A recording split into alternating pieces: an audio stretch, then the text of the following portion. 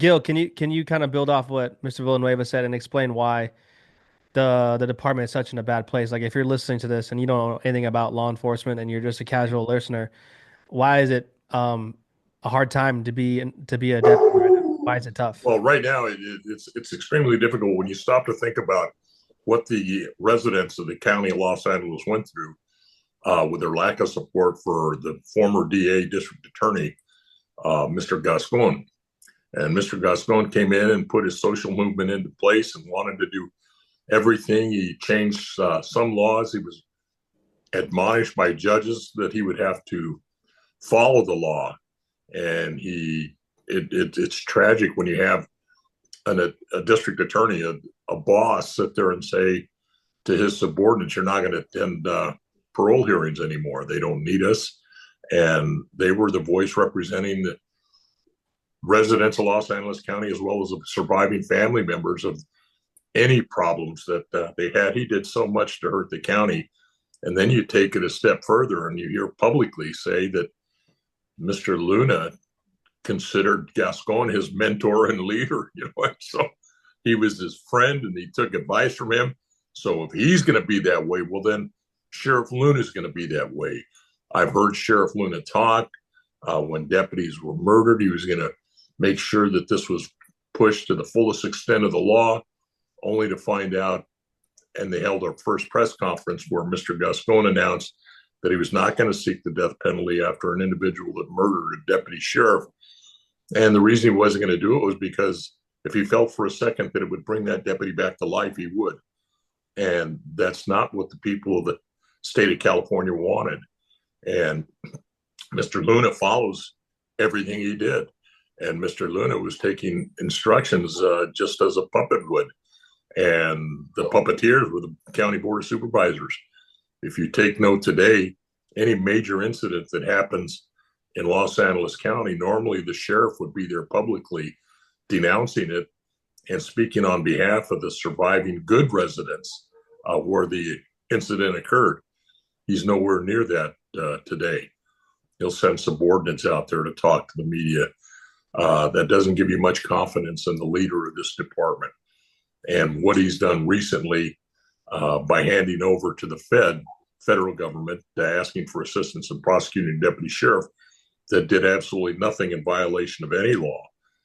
And when I was contacted the day of the incident by a member of the news media, because I still get contacted by the news media, and asked to what I thought on what I had seen.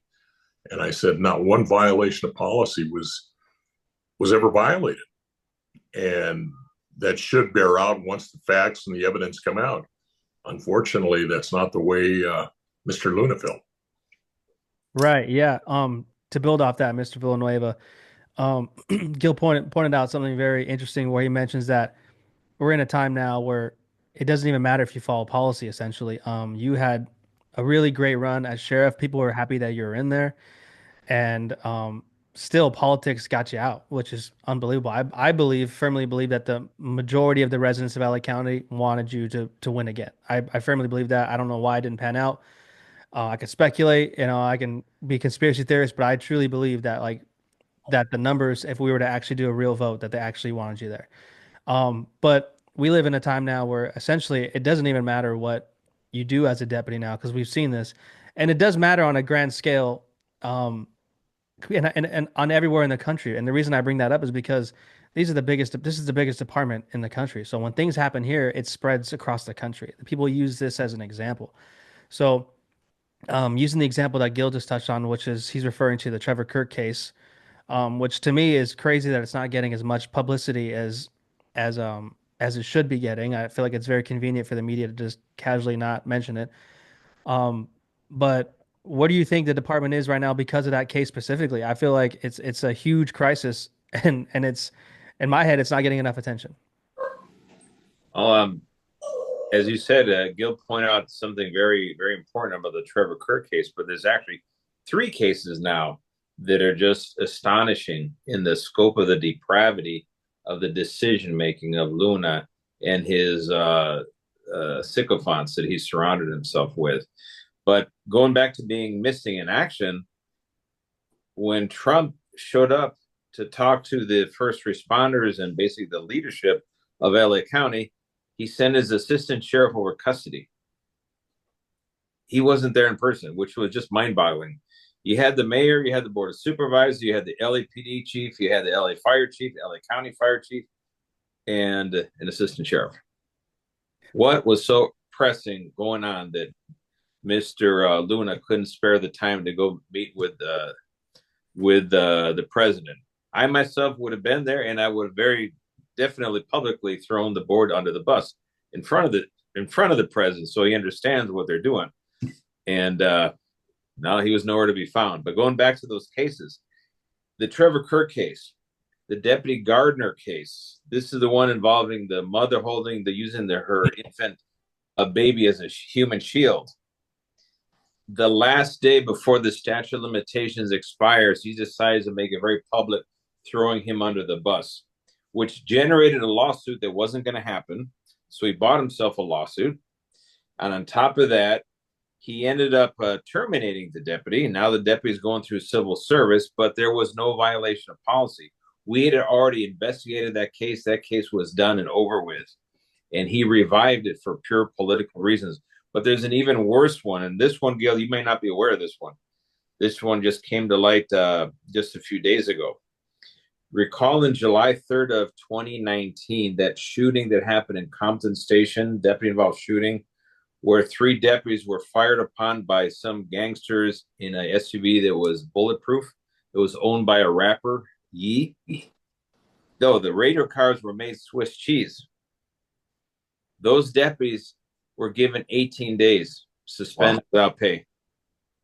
No, I wasn't aware of it at all. Yes. Well, this is coming to light this week. It's going to be the attorney got permission from the deputies, because the deputies were keeping it low key, but they said, we're done with this. Now we're in civil service. They lost their Skelly hearing. And I looked at the charges that were stacked on them. Oh, Lord Jesus. This is about leadership 101. When you have your personnel that survived an assault by an AK-47, the skin of their teeth, you look at the radio cars, they were made Swiss cheese, and how they escaped with other than just minor scratches from flying glass. It's a miracle. You know what? And if they did anything tactically wrong, whatever, you know what? You write it down on a performance log entry. God bless you folks. Here, you know what? Next time, try to do this, and let's call it a day. That's what competent ethical leadership does. But they didn't have a case. We never put them on, And then they said, well, the case was told because the district attorney waited 3 years before he released, the declination letter. Okay, fine. That brings it into 2022 when he takes over. And then there was a lawsuit from the family. One person died, and it was an innocent bystander, felled by the gunman's bullet, the AK-47, not by the deputies, by the gunman. And that case got dismissed on a motion for summary judgment. And then they said, okay, now that we've cleared all that, now let's give the guys 18 days off. You want to talk about, rubbing salt into an open wound. That is just despicable. And then they wonder why they can't attract people to sign up to be deputy sheriffs. It's just not going to happen with that. 3 cases in a row. And that's Gardner, that's Trevor Kirk, and now the 3 Compton deputies.